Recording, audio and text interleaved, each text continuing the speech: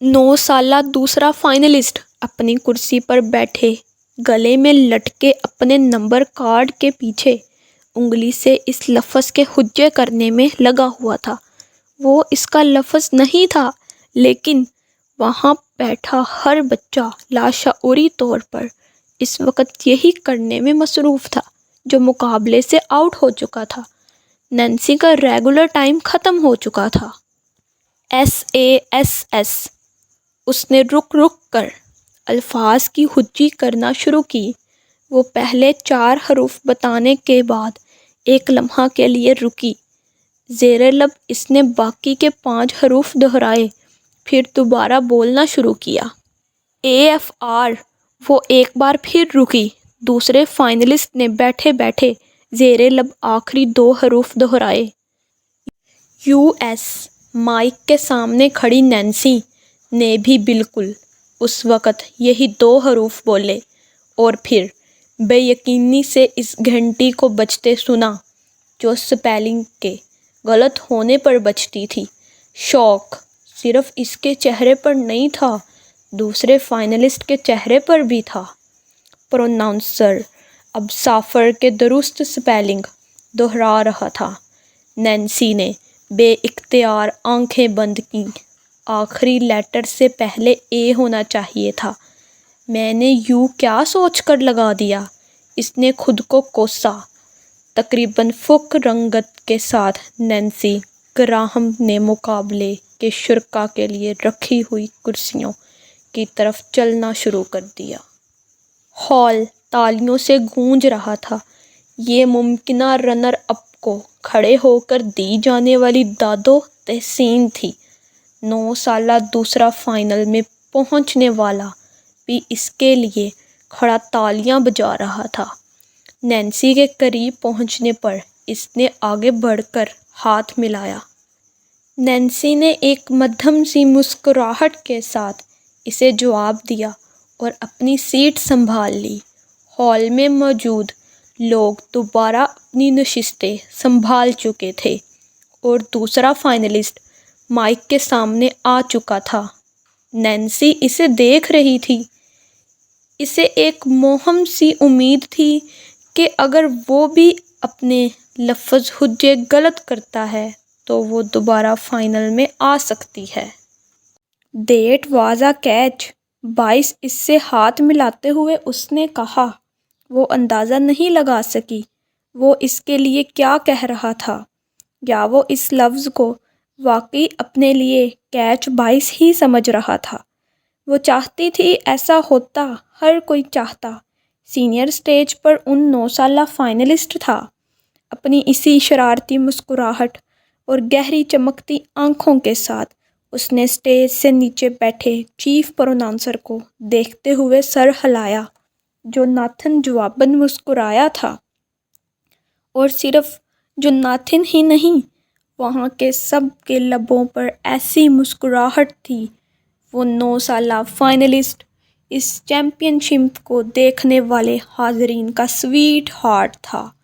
اس کے چہرے پر بلا کی معصومیت تھی، چمکتی ہوئی تقریباً گول آنکھیں جو کسی کارٹون کریکٹر کی طرح پرجوش اور جاندار تھیں، اور تقریباً گلابی ہونٹ جن پر وقتاً فوقتاً زبان پھیر رہا تھا اور جن پر آنے والا ذرا سا خم بہت سے لوگوں کو بلا وجہ مسکرانے پر مجبور کر رہا تھا۔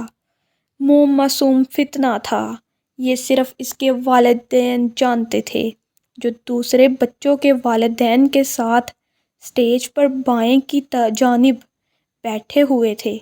وہاں بیٹھے دوسرے فائنلسٹ کے والدین کے برعکس وہ بے حد سکون تھے۔ اس کے چہرے پر تھی وہ ان 7 سالہ بیٹی کے چہرے پر تھی، وہ جو 2 دن پر مشتمل اس پورے مقابلے کے دوران ہلکا رہی تھی، اور اب بھی آنکھوں پر گلاسز ٹکائے انہماک کے ساتھ اپنے 9 سالہ بھائی کو دیکھ رہی تھی، جو پروناؤنسر کے لفظ کے لیے تیار تھا۔ کیپیلیٹی جو Nathan that was a catch, boys اس سے ہاتھ ملاتے ہوئے اس نے کہا۔ وہ اندازہ نہیں لگا سکی وہ اس کے لیے کیا کہہ رہا تھا، یا وہ اس لفظ کو واقعی اپنے لیے کیچ باعث ہی سمجھ رہا تھا؟ وہ چاہتی تھی ایسا ہوتا، ہر کوئی چاہتا۔ سینئر اسٹیج پر ان 9 سالہ فائنلسٹ تھا۔ اپنی اسی شرارتی مسکراہٹ اور گہری چمکتی آنکھوں کے ساتھ اس نے اسٹیج سے نیچے بیٹھے چیف پروناؤنسر کو دیکھتے ہوئے سر ہلایا، جو ناتھن جواباً مسکرایا تھا۔ اور صرف جو ناتھن ہی نہیں، وہاں کے سب کے لبوں پر ایسی مسکراہٹ تھی۔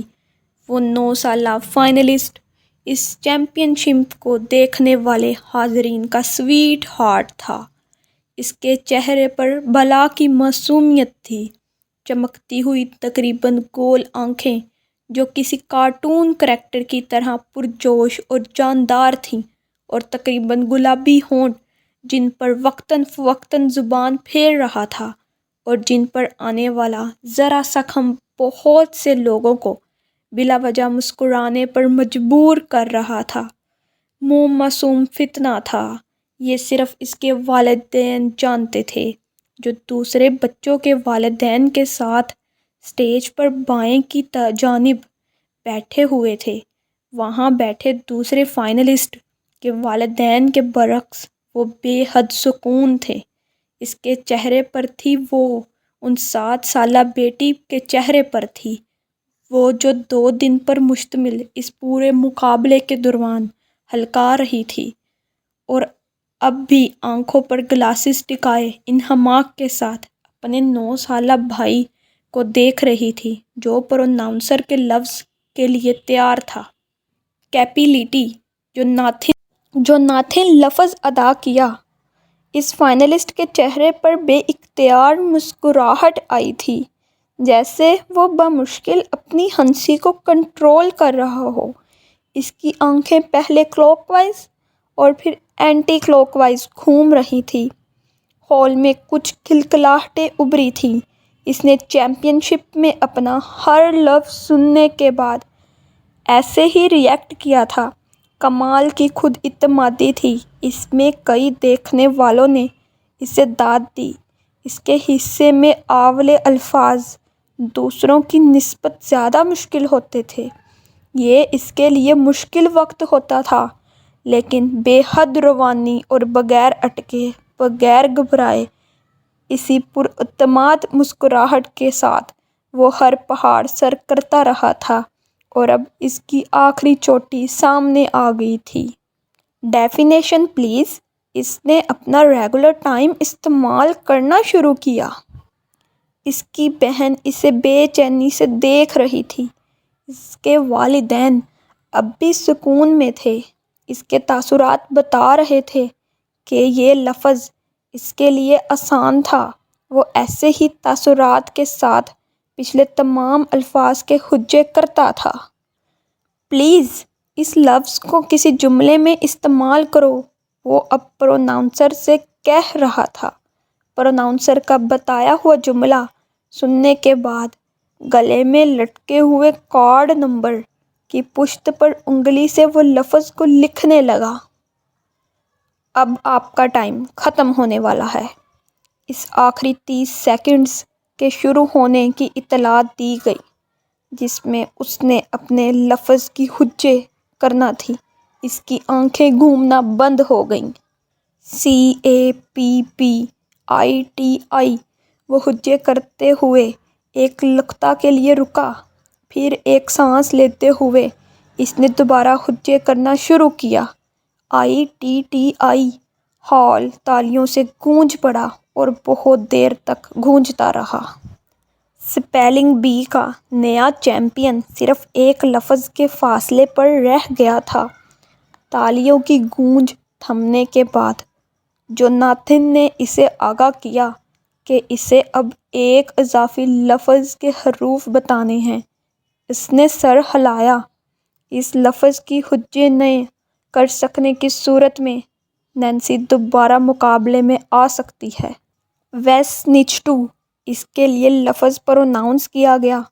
ایک لمحے کے لیے اس کے چہرے سے مسکراہٹ غائب تھی، پھر اس کا منہ کھلا اور اس کی آنکھیں پھیل گئیں۔ او مائی گاڈ!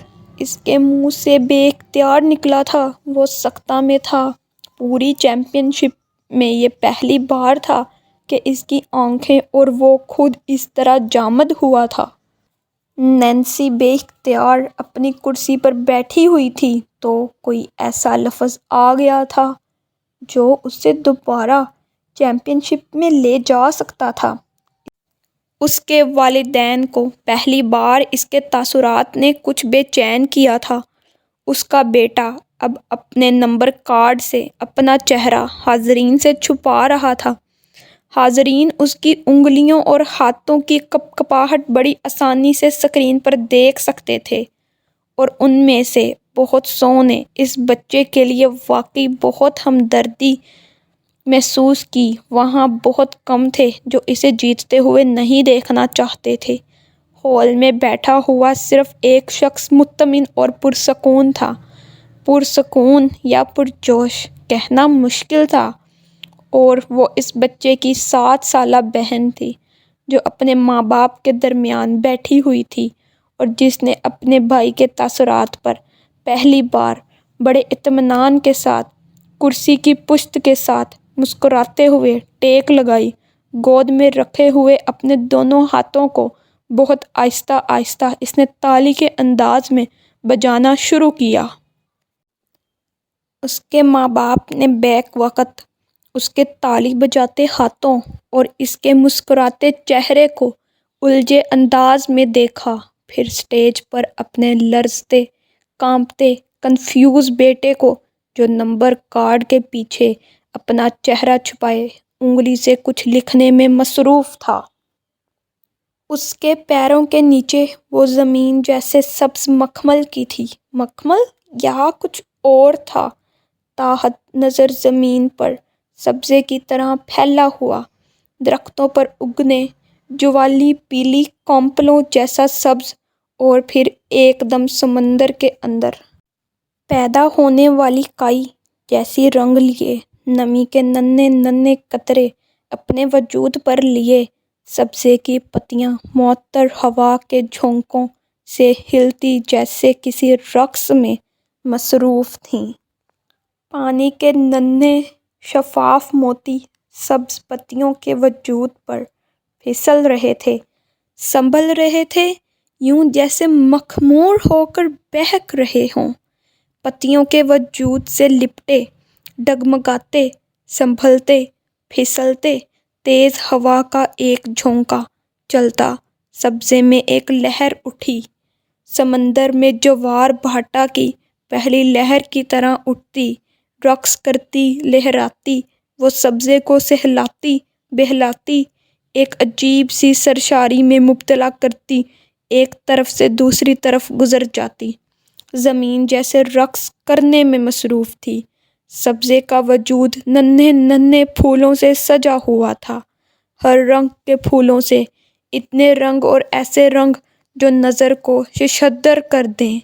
سبزے کے وجود پر بکھرے وہ ننھے ننھے پھول یہاں سے وہاں ہر جگہ تھے۔ سبزے میں ہوا سے پیدا ہونے والی ہر لہر اور ہر موج کے ساتھ وہ بھی عجیب مستی تھا۔ سرشاری سے رقص کرنے لگتے۔ آسمان صاف تھا، آنکھوں کو سکون دینے والا، ہلکا نیلا اور اب بھی کسی گنبد کی طرح پھیلا ہوا، گہرا، اونچا، بہت اونچا، یہاں سے وہاں تک، ہر طرف۔ ہوا معطر تھی، مخمور تھی، گنگار رہی تھی۔